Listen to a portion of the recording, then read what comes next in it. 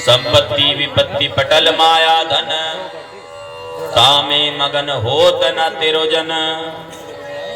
प्रेम की जेवरे बांधियो तेरो जन, कहे रविदास छुटी बो कवन गुण। जगत गुरु सतगुरु रविदास जी महाराज को बंदगी करता हूं। सतगुरु स्वामी ज्ञान भिक्षुक जी महाराज को बंदगी करता हूं। सतगुरु स्वामी समनदास जी महाराज को बंदगी करता हूं।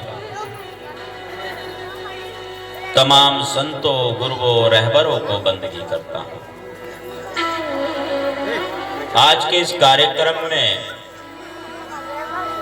पहुंचे तमाम संतों को, महात्माओं को, साधुओं को बंदगी करता हूं। कार्यक्रम के आयोजक कमेटी, कार्यक्रम का कुशल संचालन कर रहे संचालक महोदय,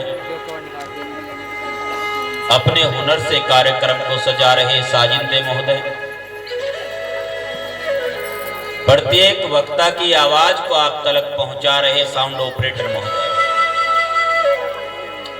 कार्यक्रम का दूर दराज तक प्रसारण करने के लिए तैयार मीडिया बंधु, एक बहन भी है बबीता जी, दिल्ली से आई हैं। कार्यक्रम में मौजूद मातृशक्ति मेरी बहनें, माताएं, पिता तुल्य बुजुर्गों, युवा साथियों और बच्चों, आप सभी को भी अभिवादन करता हूं। मेरा अभिवादन स्वीकार कीजिए। सतनाम जी। भाई जगपाल जी की सूचना पहुंची थी मेरे पास आज के इस कार्यक्रम के लिए, और दिन में जो दिनचर्या रही वो बहुत व्यस्त रही। अभी भी शामली में दीनदयाल जी के आवास पर कार्यक्रम चल रहा है। पहले छुटमलपुर में मेरा कार्यक्रम था, फिर वहां से शामली पहुंचे। दीनदयाल जी से मिलकर मैंने कहा भाई आज के लिए तो आप मुझे थोड़ी सी छूट दे दो, क्योंकि पड़ोस का मामला है। जगपाल जी ने यही कहा था। पिछले वर्ष भी यहाँ आने का मौका मुझे मिला, और ये जगह, ये मेरी मातृभूमि है। यहाँ से थोड़ी दूरी पर ही पैदल आना जाना हो जाता है। नंगली महासिंह गांव है और ये गांव अंती है, ज्यादा दूरी नहीं है। मातृभूमि का बड़ा महत्व होता है। जगपाल जी ने कहा जी गांव के आसपास का कार्यक्रम है, कभी कभार तो ऐसे आना होना ही चाहिए। तो मुझे भी बहुत अच्छा लग रहा है आपके बीच आकर के, आप सबसे मिलकर, और उम्मीद है जिस तरह से हमारे महात्माओं ने यहाँ पर मोर्चा संभाल रखा है। इधर भी महाराज मिंटू दास जी विराजमान हैं, और ये महाराज जी आचार्य जी हैं हमारे, नीरज दास जी, पिमोड़े वाले महात्मा जी हमारे नेपाल दास जी, और हमारे जो है लाख वाले महात्मा जी हैं रामवीर दास जी, हमारे भूखेड़ी वाले धर्मदास जी महाराज है, महेंद्र दास जी महाराज, एक और महात्मा जी बैठे हैं, एक मिंटू दास जी और है। दोनों मिनटों ने तो पूरा कब्जा कर रखा है मुजफ्फरनगर में, और भूखेड़ी वाले महात्मा जी है। तो बहुत अच्छी बात है कि इन महात्माओं ने प्रचार का जो संगत को जोड़ने का, संभालने का कारभार संभाल रखा। बहुत बहुत धन्यवाद करता हूं मैं इनको। कई वर्षों में आपने एक चीज नोट की होगी कि साधु बनने बहुत कम हो गए। अब से 25-26 साल पहले जब मुझे साधु बनाया गया था, मुझे जब दीक्षित किया गया था, तो मैंने 11 घर भिक्षा की थी झोली बना करके। अब तो चलो और बदलाव हो रहा है, और ये जो स्वामी समनदास जी महाराज का मिशन है ना, गुरु जी का मिशन है, इसमें तो बहुत अलग ही मामला है। यहाँ तो गुरु जी शुरू से नहीं, यहाँ तो ऊपर बैठा के करते हैं काम के लिए। तू साधु बन गया, चल कपड़े पहन और तू साधु बन गया, ऐसे करते थे गुरु जी। कह दो ये चल मैंने सिखा दिया, आशीर्वाद हो गया, साधु बन गया।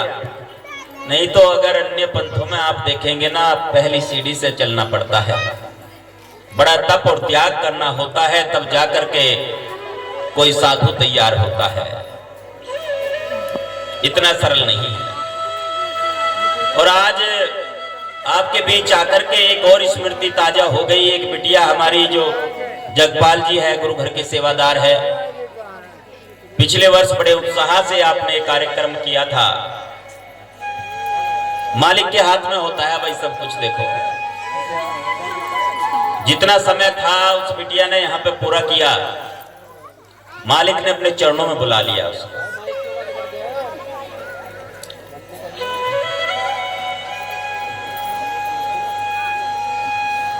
अभी एक साखी पढ़ी थी गुरु महाराज की आपके सन्मुख। जीवन ज्योत कैसे जगी कैसे होए अंत, रविदास मनुष्य ना जान सके जानत है भगवंत। मनुष्य का ये जीवन है ना, इसके ये जीवन एक किताब की तरह है, एक पुस्तक की तरह होता है। इस पुस्तक के में बहुत सारे अध्याय हैं। सभी अध्यायों को लिखने वाला ये खुद है, अपने आप लिखता है। बस 2 अध्याय ऐसे हैं जो इसके बस में नहीं है, जिनको ये नहीं लिख सकता, इसके हाथ में नहीं है। एक अध्याय है जन्म का। जन्म इसके हाथ में नहीं है कि जन्म कहां पर होगा, इस जीव के हाथ नहीं है। किस गांव में होगा, गांव में होगा या शहर में होगा, कहां पर जन्म होगा ये इसके हाथ में नहीं है, इसके बस की बात नहीं है। किस राज्य में जन्म होगा, किस देश में जन्म होगा, इसके बस की बात नहीं है, इसके हाथ में नहीं है। किस जाति में किस धर्म में जन्म होगा ये इसके हाथ में नहीं है, इसके बस की बात नहीं है। और अमीर घर में होगा या गरीब घर में इसका जन्म होगा ये इसके खुद के हाथ में नहीं है। अगर ऐसा होता तो सभी लोग अपने लिए बढ़िया बढ़िया घर चुनते, बढ़िया बढ़िया जगह चुनते कि मुझे वहां पर जन्म लेना है।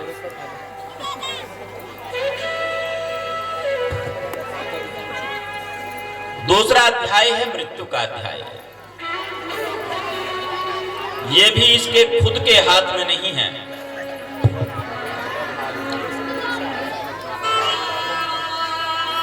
मृत्यु का जो समय है, कितने श्वास इसको पूरे करने हैं, यहां पर कितना समय बिताना है, ये भी इसके खुद के हाथ में नहीं है। गुरु प्यारी साध संगत जी, भाई जगपाल जी के साथ है पूरा समाज, साधुओं का आशीर्वाद है। अगर बहुत समय से गुरु घर से जुड़ा हुआ है और उस बिटिया के लिए भी जैसे ही मुझे पता चला, मैंने अरदास की गुरु महाराज से, मालिक कृपा करे उसे अपने चरणों में स्थान दे। जीवन की सच्चाई है एक, महापुरुष फरमाते हैं, आया है सो जाएगा राजा रंग फकीर, एक सिंहासन चढ़ चला एक बंधा चला जंजीर। जो भी यहां संसार में आया है उसे जाना तो अवश्य है, कोई भी हो, चाहे राजा हो या गरीब व्यक्ति हो या साधु, जाना तो अवश्य है। एक सिंहासन चढ़ चला एक बंधा चला जंजीर, पर जाने का सबका अपना अपना अलग अलग भाव है कि एक तो तड़पते हुए जा रहा है और एक सिंहासन पर चढ़ करके जा रहा है, अलग अलग भाव है। ये मृत्यु का रोग ऐसा ही है। डरते हैं ना सभी इससे। थोड़ी देर के लिए चर्चा चलती है, जब कोई किसी की मृत्यु हो जाती है ना, थोड़ी देर तो सब ज्ञान की वर्षा करने लगते हैं। कहते भाई एक दिन सबको वहीं जाना है, सबका यही ठिकाना है, शमशान में जाकर के, हाँ सबका यही ठिकाना है, आखिरी जो स्थान है वो यही है। और जब वहां से निकल जाते हैं फिर भूल जाते हैं, सब ठिकाने को भूल जाते हैं, फिर ध्यान नहीं रहता कुछ। फिर तो खूब अपना कार्यक्रम चलाओ जो चलाते हैं रोज ही, जिसको जो कुछ खान पान करना है वो करें, जिसने झूठ बोलना है झूठ बोल ले, जिसने दूसरों के साथ छल कपट करना है वो करे, पूरा पूरा चलाते फिर काम, फिर कुछ नहीं छोड़ते। थोड़ी देर के लिए ज्ञान रहता है वो, और जल्दी भी बहुत होती है। कुछ के पास समय ही नहीं होता कि वो जाकर के थोड़ी सांत्वना दे किसी को। फोन पे बात होती है, जब नहला देंगे ना तब फोन कर देना, मैं पहुंच जाऊंगा। दूसरा और ज्यादा बिजी होता है, वो कहता है जब उठाकर चल देंगे तब फोन कर देना, मैं पहुंच जाऊंगा। तीसरा तो यहाँ थोड़ी दूरी पर है, वो कहता है जब शमशान में पहुंच जाएंगे तब फोन कर देना, मैं आ जाऊंगा। समय ही नहीं है किसी के पास, समय की बहुत तंगी है। और जब खुद का नंबर आता है फिर पता चलता है कि इसके पीछे कितने लोग थे। क्यों? क्योंकि जब इसने किसी को समय दिया ही नहीं है तो इसको समय कौन देगा? मुश्किल हो जाएगी बात। वो ज्ञान सिर्फ उसी दिन थोड़े समय तक के लिए ही ठहरता है, थोड़ी देर के लिए ही ठहरता है। गुरु महाराज सतगुरु स्वामी समनदास जी महाराज स्पष्ट कर देते हैं सारी बात को। गुरु जी ने साफ बताया है। कोई भक्त पूछ रहा था गुरु जी से, गुरु जी 2 दिन की जिंदगी का क्या चक्कर है? अभी कोई वाणी कह करके गया तो 2 दिन की जिंदगानी इसका गुमान करके क्या खाक पार होगा पत्थर की नाव चढ़े। गुरु जी ने कहा 2 दिन है, यादगार 2 दिन है। एक दिन तो यादगार वो है जिस दिन तो इस दुनिया में आया था, वो दिन यादगार है। कैसे यादगार? तारीख लिखी गई ना, जन्म तिथि, जन्म प्रमाण पत्र बन गया, तेरे लिए यादगार हो गया, तेरी माँ के लिए यादगार हो गया, बाप के लिए यादगार हो गया। वो फुदकता फिर रहा है कि मैं बाप बन गया, अंदर ही अंदर खुश हो रहा है बहुत ज्यादा। अब तक तो दिक्कत आ रही थी, पड़ोसी पूछ रहे थे क्या मामला हो रहा भाई, दवाई बुट्टी खाई कहीं से या नहीं? अब वो ठीक है, प्रसन्नता हो रही है अंदर अंदर, हाँ जी खुश हो रहा है बहुत ज्यादा, यादगार बन गया। सबके पद बदल गए, पदोन्नति हो गई, प्रमोशन हो गया सबका। जो भाई था वो भाई चाचा बन गया या ताऊ बन गया, जो बहनें थी वो बुआ बन गई, जो माता पिता थे उनका भी प्रमोशन हो गया, वो दादा दादी बन गए। और जो दूर बैठे हैं ना रिश्तेदार, उसके मायके वाले, वो नाना नानी मामा मामी तार जुड़ते जा रहे हैं, सबकी पदोन्नति हो गई। जैसे एक बच्चे का जन्म होता है ना, ऐसे ही सबका प्रमोशन हो जाता है, यादगार बन गया। एक दिन तो यादगार वो जिस दिन तेरा जन्म हुआ यहाँ पर, वो दिन यादगार हो गया, तारीख लिखी गई। और दूसरा दिन वो जिस दिन तू यहां से निकलता है ना अपना सामान समेट करके, मृत्यु का दिन, वो भी तारीख यादगार बन जाती है। और फिर फोटो के नीचे लिखा जाता है लेट, अंग्रेजी में, हिंदी में लिखते स्वर्गीय। गलत तो करते नहीं है, चाहे किसी का कोई भी कार्य रहा हो, कैसा भी रहा हो। जो पीछे रहते हैं ना अर्थी के बहुत दूरी पर, वो चर्चा करते हैं बहुत बेकार आदमी था, गंदा आदमी था, चल भी रहे उसके साथ साथ। और ये भी कहते हैं आखिर में सबको वहीं जाना है, परंतु चर्चाएं भी करते हैं उसकी, बेकार था, बिल्कुल घटिया आदमी था, किसी की सेवा नहीं की, ऐसी चर्चाएं भी चलती हैं। वो दिन यादगार जिस दिन तू यहां से चल निकला, वो भी तारीख लिखी गई। ये 2 दिन है जिंदगी के। वो सेवक, वो भक्त भी बहुत तर्कशील है, कहने लगा गुरुजी बीच के दिन कहां गए? फिर 2 दिन तो हो गए, पर जो बीच के दिन है, जन्म और मृत्यु से बीच के जो दिन है वो भी तो होंगे कहीं पर, वो कहां गए? गुरुजी के बारे में आप परिचित हो? तुरंत उत्तर देते थे गुरुजी, तो अभी भी वही देते हैं उत्तर, तो मौजूद है अपने आश्रम पर। गुरुजी ने कहा वो दिन जो बीच के दिन है ना वो तेरे स्वाद में गए हैं, तूने स्वाद चखा है, वो सारे दिन तेरे स्वाद में खो गए, तूने स्वाद ले ले करके, स्वाद चख चख करके उन दिनों को सबको खराब कर दिया, सबको उड़ा दिया। गुरु प्यारी साध संगत जी, मनुष्य का जो ये जीवन है इसमें चंद श्वासें ही इसके पास में होती है, इसलिए ये प्रयास करें कि जितना भी समय यहाँ पर मिला है वो मैत्री, सद्भाव, करुणा के भाईचारे के साथ बिताए, आपस में प्रेम के साथ उस समय को बिताए। और जो गुरु महाराज का 3 नियम है ना, सबसे पहला है सेवा। भाई सेवा तन से, मन से, धन से, अन्न से सेवा करें, गुरु के नाम से जुड़े और नाम की कमाई करें, सिमरण करें और सत्संग करें। सत्संग हफ्ते में नहीं तो 15 दिन में, नहीं तो 1 महीने में, और अगर 1 महीने में समय नहीं मिल रहा तो 2 महीने में, 3 महीने से ज्यादा नहीं होने चाहिए। कहीं ना कहीं जो आपके नजदीकी आश्रम है या किसी गांव में कार्यक्रम हो रहा है उसमें सत्संग में जरूर शामिल हो। गुरु महाराज ने स्पष्ट किया है, भाई सबसे पहले मांस, मदिरा, अंडा इनको मारो डंडा, के सारे नशे को छोड़ दो। एक भक्त आया गुरु जी के पास, कहने लगा जी छोड़ दी, बोतल फोड़ दी, बिल्कुल खत्म कर दिया काम। गुरु जी ने कहा फिर वो तो कर रहा तू, गुरु जी तो जानते हैं सारा मामला, वो तो कर रहा है, वो फ्री का सौदा है, नाली के किनारे खड़ा हुआ मिल गया, गोल की पटरी पे मिल गया, पेड़ को उखाड़ा, छाया में बैठ करके थोड़ा सा रगड़ा दिया और अपना तैयारी, अपने आप भी करो कार्य को और जो बच रही वो बेच लो। गुरुजी ने स्पष्ट किया, शराब ही नहीं, जितने भी नशे हैं सारे छोड़ने होंगे, कच्चा और पक्का जितना भी नशा है सब छोड़ना होगा। यदि तुम मेरे पास आ रहे हो ना, ये सारी चीजों को छोड़ करके आओ। जो तू चाहे वो को छाड़ सकल की आस, और मेरे जैसा हो चल सब सुख तेरे पास। कईयों को बात बुरी लग जाती है, कड़वी लग जाती है, यहाँ चुभ जाती है, पर वो चुभ है थोड़ी देरी, अगर चुभी रह जाए तो काम ठीक हो जाएगा फिर कि चलो छोड़ ही दिया।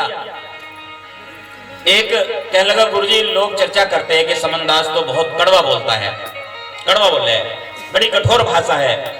गुरुजी ने कहा दीवार में कील ठुकरी ना, तकिए से ठोक दिया, हथौड़े से तकिए से ठोक देगा। उसने कहा जी नहीं, सारी जिंदगी हो जाएगी, तकिया फट जाएगा पर कील ना ठोके। कील कैसे लगेगी दीवार में? हथौड़े से। हथौड़े की चोट लगी है, यही संतों की चोट होती है, शब्द की चोट होती है। इसलिए बंधुओं, गुरुजी ने बड़ी सरल भाषा में समझाने का प्रयत्न किया कि जो समाज है बहुत पिछड़ा हुआ समाज है, इसको अपनी बुराइयों को, अवगुणों को, दुर्गुणों को और व्यसनों को छोड़ना होगा। और क्या चीज हासिल करनी होगी? 2 चीजों की तरफ ध्यान देना होगा, शिक्षा और संस्कार। शिक्षा एक तो सत्संग की शिक्षा है, एक बाहर वाली शिक्षा है। शिक्षा एक तो सत्संग की शिक्षा है, सत्संग की शिक्षा से होता है कल्याण। जो अंदर वाला बोल रहा है इसे कल्याण की आवश्यकता है, और जो बाहर वाली शिक्षा है उससे होती है उन्नति, उन्नति की भी आवश्यकता है। चलते चलते 1 मिनट में अपनी बात पूरी करूंगा, 2 उदाहरण देकर के। 1761 में एक लड़ाई हुई थी, पानीपत की तीसरी लड़ाई। और पानीपत की तीसरी लड़ाई में अहमद शाह अब्दाली और वो उसके बीच हुई थी, मराठों के बीच। मराठे हार गए। बुरी तरह हारने के बाद उन्होंने क्या किया, घर परिवार अपना, चलो कोई बात नहीं, जमीन जायदाद नहीं थी, वो पानीपत के आसपास ही उन्होंने अपना डेरा जमाया, वहीं पर रहने लगे। आज उनके पास बड़ी संपत्ति है, बहुत अच्छे कारोबार है और अच्छे से अपना जीवन यापन कर रहे हैं। जो लोग यहाँ के मूल निवासी बताते हैं कि हम तो यहाँ के मूल निवासी हैं, यहीं के रहने वाले हैं, आप लोगों के पास क्या है? दूसरा उदाहरण, 1947 ईस्वी को भारत आजाद हुआ और 2 भागों में बट गया। एक हिस्सा भारत, दूसरा हिस्सा पाकिस्तान। कुछ शरणार्थी भारत आए, उनके पास बर्तन नहीं थे, उनके पास कपड़े नहीं थे, उनके पास जमीन नहीं थी, रोजी रोटी नहीं थी, रोजगार नहीं था। वर्ष 1947 में सब लोग बराबर हो गए, वो भी बराबर और हम और आप भी बराबर थे। जो ये कहते कि हम गरीब हैं, क्या उस समय हम उनसे भी गरीब थे? चाहे हमारे पास झोपड़ा था पर अपना था उस समय, उनके पास तो वो भी अपना नहीं था, वो सरकारी टेंट में जीवन यापन कर रहे थे।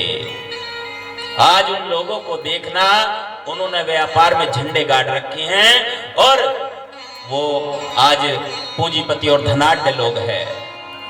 जो हम खुद को यहाँ का मूल निवासी बताते हैं, हमारी स्थिति क्या है, क्या हालत है? इसका मतलब साफ है कि हमने अपने गुरुओं और संतों के बताए मार्ग पे हम अच्छे तरीके से नहीं चल पाए, उसका पालन नहीं किया हमने ठीक से।